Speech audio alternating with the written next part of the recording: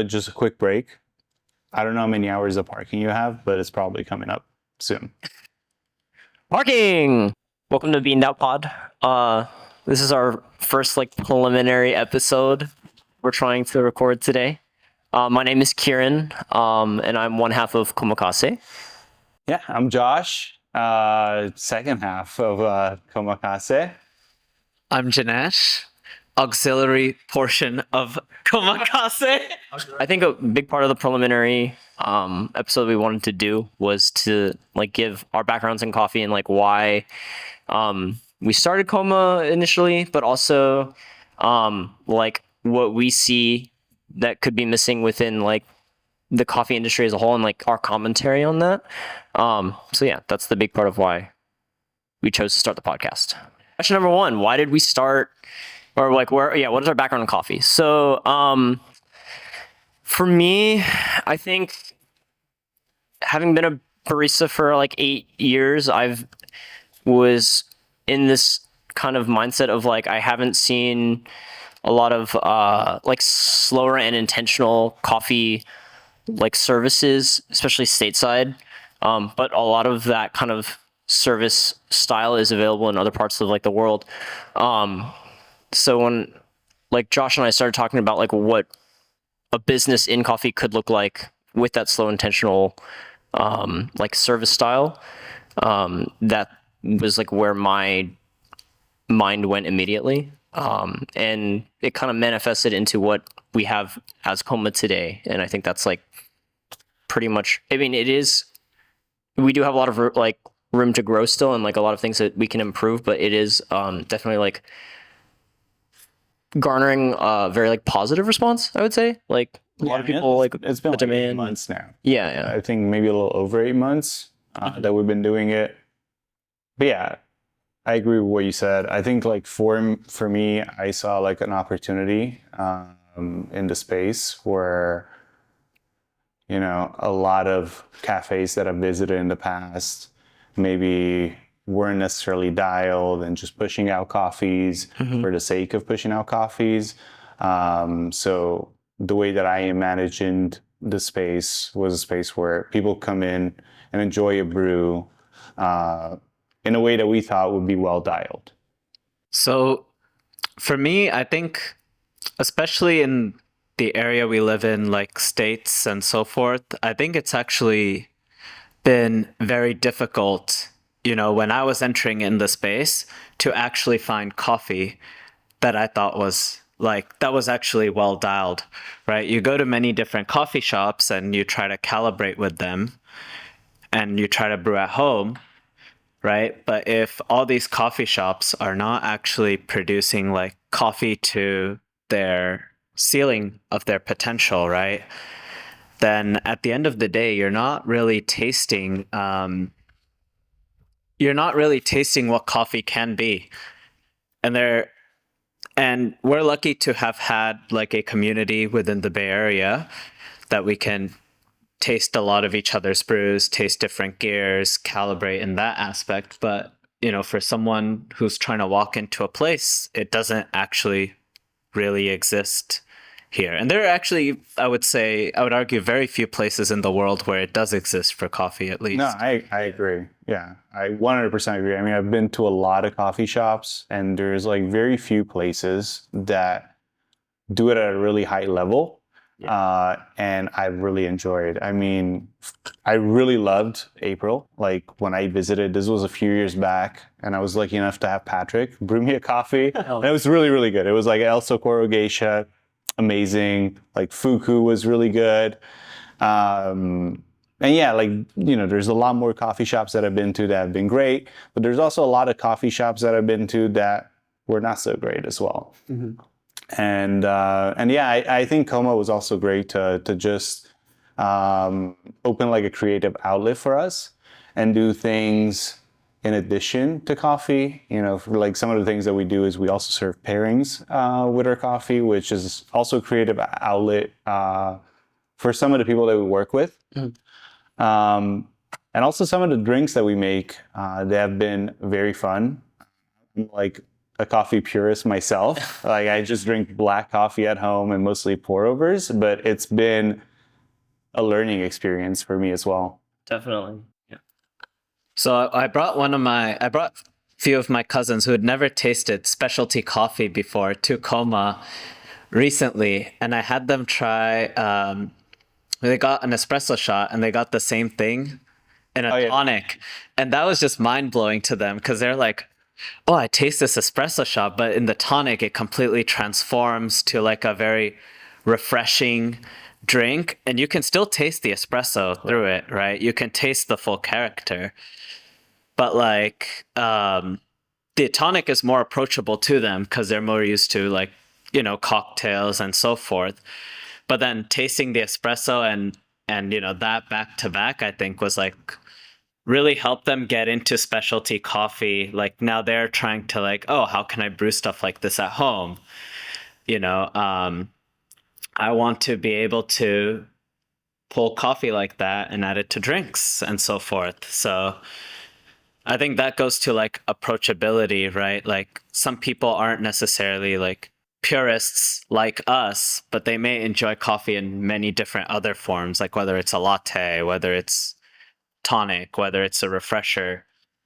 And so like that's definitely like something that I came out of like the gate swinging with, is like making sure that even though like we are serving coffee that is some of the best in the world, some of the best sourced, produced, processed, and roasted, that it had to be approachable. And like that was the main like tagline for me, is like I want to make this as approachable as possible for like whoever is interested and open-minded enough to like come and experience our service, but also I didn't want it to be like too intimidating or like refined to the level of like people being like, oh, like this is like hard to like get on board with or hard to understand. And like yeah, coffee is innately hard to understand because there's so much depth that people don't realize there. But again, like having the two separate menus that we have the Omakase and the Roaster Spotlight, where we're able to illustrate effectively, in my mind, like what is possible from these coffees in both aspects for people who are like new to the scene and also people who are already in depth in the scene. So, yeah. But yeah, like that was the big thing for me. Again, approachability, and like thanks for bringing it up. Yeah, and for people who don't know, Kieran is like the person that's behind most of our drinks. He's been like the one that kind of like crafts a lot of the drinks. I try to focus more on like the coffee side and working with some of these roasters. But yeah, I learned a lot. I actually learned to enjoy coffee like outside of just the normal way that I've enjoyed coffee, and I've learned to like it actually. Yeah, it's been interesting. I think that's something actually very interesting about the Omakase menu in general, because you can experience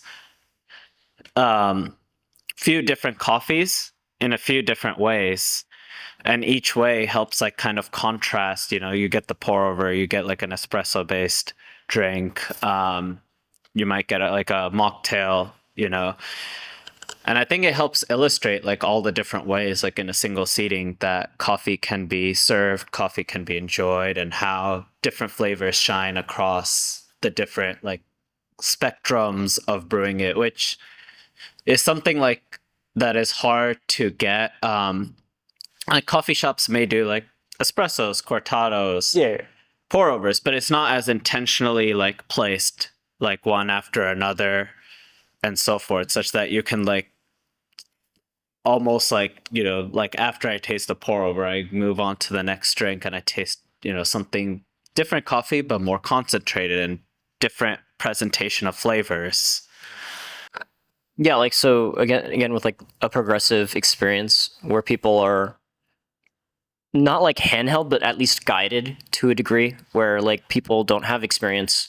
Like if I came to Coma, I mean, like actually no, I can say that I experienced this kind of level of hand holding and guidance throughout like my professional coffee career as like a barista, and like doing trainings and going to regimented like experiences, like I've taken classes at the Crown. I did a lot of training at like prior coffee companies that I worked at. Like all of that stuff is not readily accessible to like people in the public. And I mean, it is to a degree, and the knowledge is there if you want to find it, right? You just need to look hard enough for like have that level of patience and investment in like coffee to actually like find those places where you can take those like courses or have those lessons kind of like held out for you. But I think like the main thing for me, but this also goes back to like approachability. yeah, right? Is like how do we take those experiences and then bring it back to like a level of like where people feel like they're actually engaged in learning about something. And like that also comes from like our own wealth of knowledge at this point. Because it like developed over time. It's not like, oh, I woke up and all of a sudden like we just knew about like coffee and shit like that. Like that's not how that works. I mean, a little bit about me. I'm not in, I guess now I am in the industry to some extent. But I've always been like a coffee enthusiast for just many years now. And I got a chance to try, like I've been fortunate enough to try a wide range of different coffees. And yeah, I mean, even my palate has changed over time. Like my preference for coffee has always just kind of come in waves, and like the type of coffee I enjoyed has changed. The type of my brew style has changed.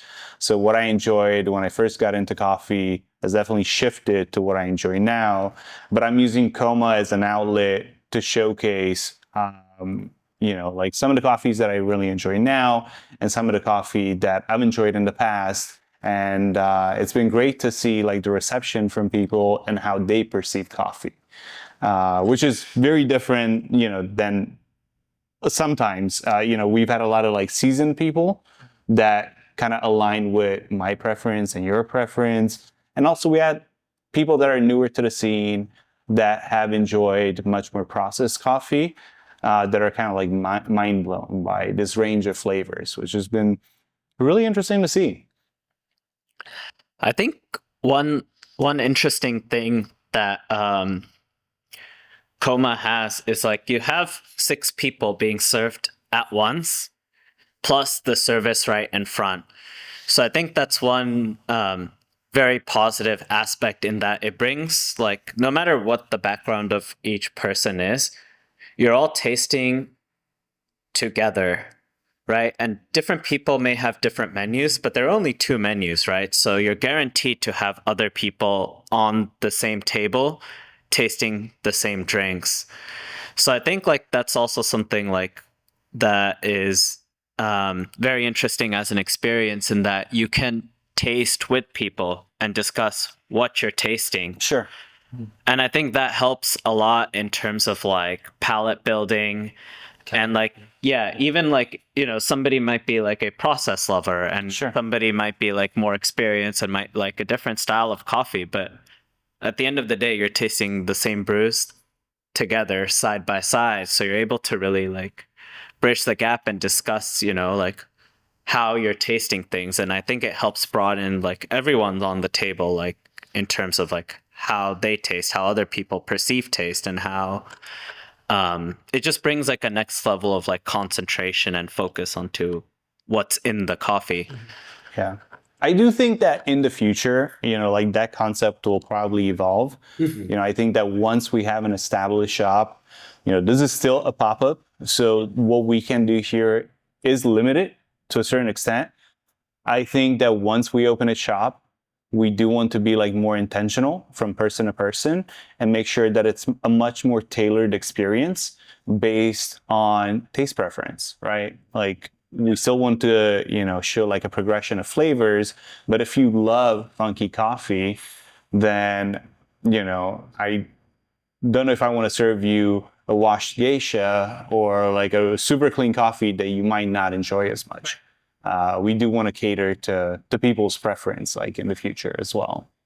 Yeah, well, like 100%. I think that like using Koma as a vehicle to discover those preferences, like that's the whole key right now for us, is to help everybody that comes in for a cup of coffee understand something more about themselves and about like the beverage that's being served to them.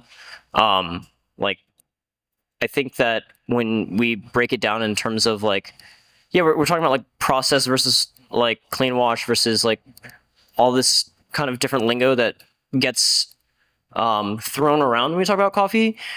That's something that doesn't make it as approachable as like people like want it to be, I think. But it is part of the language that we use to communicate with each other, right? So like that's kind of how that's what we need to teach in a way for other people to understand that as well. And then that goes back to conversations that we've all had previously about what language actually means in coffee, and like I guess like loaded definitions of like these different words, like such as like funk or clarity, or like what it feels to have something that's like super roasty or something like that, right? Yeah, and I'm gonna add to that. I mean, coffee is also subjective, right? There is a certain degree that things do cross over, and we all agree on. But coffee is very subjective, so those definitions could also vary potentially, right, from like person to person. It's like, like the funk meter is like very different for everyone. What's clean for me, or what's clean for someone might be like funky for me, and vice versa. Right. But yeah, and like that's definitely part of it too, right? Like recognizing that like coffee tasting is going to be a subjective experience, and there's no like one way or right way to do everything. But there is some level of like calibration that needs to occur within those tasting together for us to have like a constructive like conversation about it, I think. Yeah, I think that since we have been tasting just together, or since I've been tasting with people, I do tend to like taste alone, and I enjoy that because it doesn't create like any sort of bias opinion, which is good. But like when you taste with people and you talk about coffee, you do tend to just understand where other people's opinion comes from, and also understand how other people perceive the same coffee, which is very valuable. Yeah, I think that's something that like really helps people like grow in their coffee journey as well. Like if you taste stuff, if you know like, oh, I like this type of coffee and I'm gonna brew this at home or order the same thing, like at a coffee shop the same way. And if you don't discuss it with anyone, you don't know what's out there. But like by having some vehicles to like brew or try or taste different coffees and discuss them with people, you can like kind of help understand like, oh, this is a different type of coffee than I typically enjoy, but this is what these people like about it. And you can try and see if you can perceive similar things or see those qualities, and it might like expand different horizons or things that you like. For instance, I didn't like a lot of natural processed coffees originally because for me, like I didn't like the way it tasted in the finish, and it lingered on my palate. Sure. But like when I had it brewed different ways and I tasted it with people, I started to understand what people liked about them, and I was able to like, eventually learn how to brew it to my preference and to like get parts I enjoyed out of those styles of coffees. So I'm going to ask you guys a question. What was the first coffee that you remember that made you cross over into specialty coffee? First coffee? Yeah, what was like the coffee that just opened, like the gateway to specialty coffee? I mean, I drank quite a bit of specialty coffee, but I wasn't like deep into it.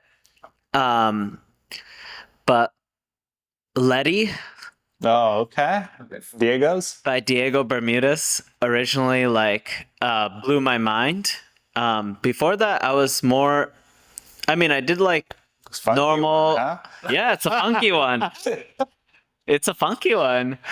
But originally, I was more into just washed stuff, but in the light medium territory. And more of the older third wave, like the initial third wave players, like, like was into St. Frank's, Verve, etc., Psych Glass. But then when I had Letty by Manhattan, that originally, the golden days, that blew my mind. And then from there, I started getting into like lighter and different types of wash, naturals, and so forth. I think for me, I think back to like Ethiopian blueberry bombs, but like that's like, I mean, I also didn't know what I was drinking. I didn't know what I was drinking back then. The first time I had like a Letty, I think, or something like Thermal Shock, I think. I can't. It was probably a Letty. I actually don't have a great. No, I was like, we're talking about like memory, and then like I feel like I have such a shitty memory that I have to like write everything down. Yeah, I don't. I'm trying to think. I don't like 100% recall when it started. I think maybe like when I started working at A-Town and we had Campana. No, Campana. No. We had like a bunch of like honey processed coffees from like Costa Rica and like Ecuador, and I don't even remember what lots they were. The good red honey. Yeah, red honey. Like right when like that was like a new thing for me, I was like, oh wow, honey processed coffee is insane. Like they just leave fruit on the bean. Like that's crazy to ferment. That's amazing. So like that that was like part of my learning experience too, where something that I realized I think over time, and there were like flashpoint moments for sure, but like something that I realized over time is like flavor and taste is just like you interfacing with your memory, right? For sure.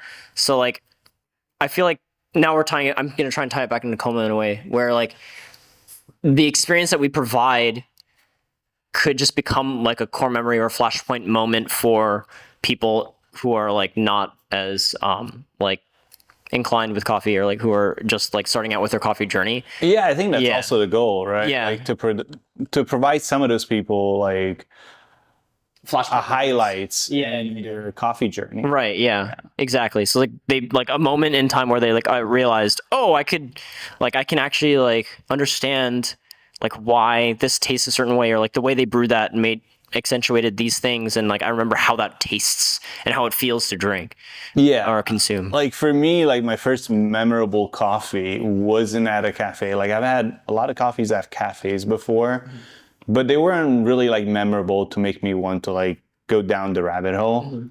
At that point I already had like a Baratza and like a small setup, but it was a coffee roasted at origin from Benjamin Paz. It was a Pacas Natural. Then when I tried it, I was like, man, I have no idea like what I'm tasting, but this is insane. It was like super fruit forward, lots of chocolate. And in my head, that was how coffee was supposed to taste like. It was, at that time, it was unbelievable. Right, like obviously, like my taste preference and my palate has evolved since then. I've actually tried that coffee since, and I haven't been able to replicate that same experience.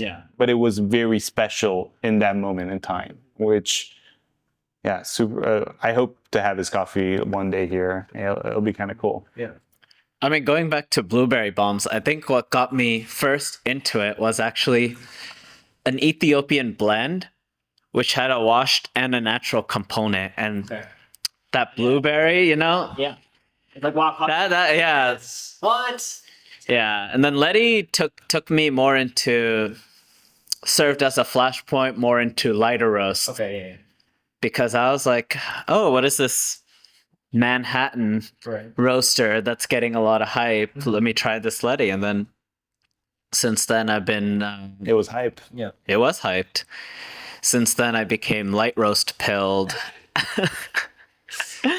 So just to, I guess, switch gears a little bit, in my mind, the reason why we wanted to start this podcast was to like definitely discuss and emphasize like all of the different things that we like observed within like the specialty coffee scene.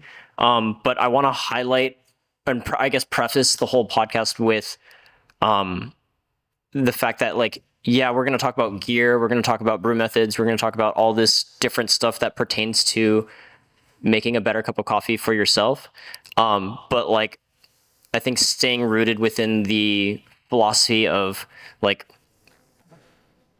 taste is all preference, right? Sure. And like it's all gonna be like rooted in like that's why I'm doing like the intro podcast for us, like to just talk about who we are as people, so that other people, potential listeners, can understand like where our decisions to do certain things are coming from.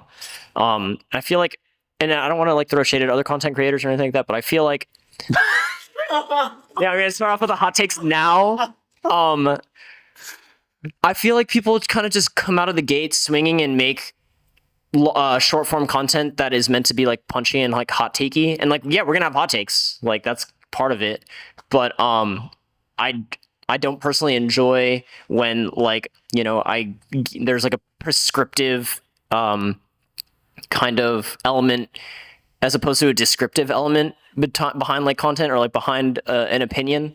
And I feel like we have other friends that like have said like, oh yeah, strong opinions held loosely is like the best policy. And I feel like that's definitely like something that we're all in alignment with. Like we all have our own preferences, we all have our own opinions, and they're very strong, but like we're willing to like change our opinions, and we're willing to like, in the face of new evidence, like change our behavior as well. So yeah. Yeah, no, for sure. 100%. I agree. Yeah. I do think there are some strong opinions that are not held loosely. Yeah, for sure. But I would agree with, yeah. How many hills hills are are we we gonna gonna die on? How many hills are we gonna die on? Well, yeah, I got no filter, so. Yeah. But yeah, I do see kind of like this format evolving. Like once we have our own shop, hopefully bringing guests on. I think that would be cool. Guest baristas, just roasters, producers. Hopefully one day. Yeah, this is kind of like the beginning, starting at where everything started at Paper Sun, right? And then hopefully one day it'll evolve in our own space, and yeah, we can get some guests on. Yeah, I mean, I just want to, you know, see the world of coffee grow and have people like give people a forum in which they can express their own experiences with coffee without fear of like too much judgment. And to me, that's a lot of what Komakase has been about. And that's what I hope, you know, this podcast will be.